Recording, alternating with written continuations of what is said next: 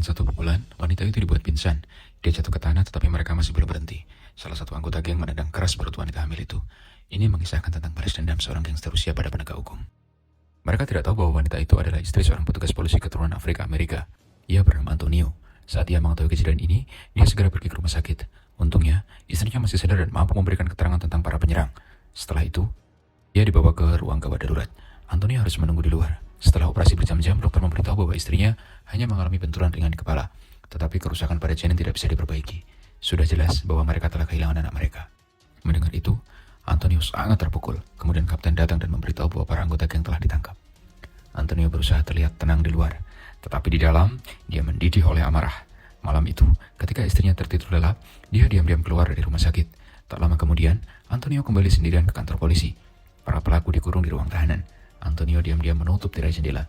Mereka tertawa, mengira bahwa mungkin Antonio adalah suami wanita hamil itu. Mereka percaya hukum akan menyelamatkan mereka, dan polisi tidak bisa berbuat apa-apa. Namun, mereka sepenuhnya meremehkan kemarahan Antonio. Antonio segera mengambil alat-alat yang disita dari kendaraan mereka dan memilih senjata yang pas di tangannya. Salah satu dari mereka, si botak, masih bersikap arogan. Dia tidak hanya menghina ibu Antonio, tetapi juga berkata bahwa dia tidak menyesali apa yang dia lakukan.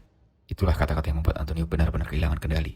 Kemudian dia pergi ke dua anggota geng lainnya dan mulai ketakutan. Antonio membuka pintu dan membuat janji kepada mereka. Jika mereka bisa menghadapinya, dia akan membebaskan mereka bertiga. Begitu berkata demikian, Antonio mulai menghajar mereka dengan marah.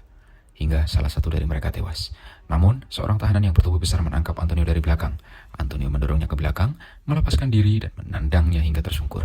Melihat itu, tahanan botak menjadi sangat marah. Dia bahkan menolak untuk meminta maaf.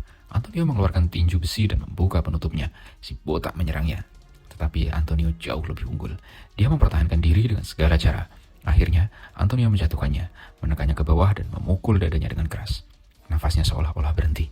Antonio tidak menunjukkan bekas kasihan karena dia adalah pembunuh anaknya. Karena itulah, Antonio melampiaskan seluruh amarahnya kepadanya. Dia memukul wajahnya tanpa henti sampai rusak parah. Namun meskipun begitu, Antonio tetap sangat sedih karena anaknya tidak akan pernah lahir ke dunia ini. Bagaimana jika hukum di negara ini diterapkan seperti demikian?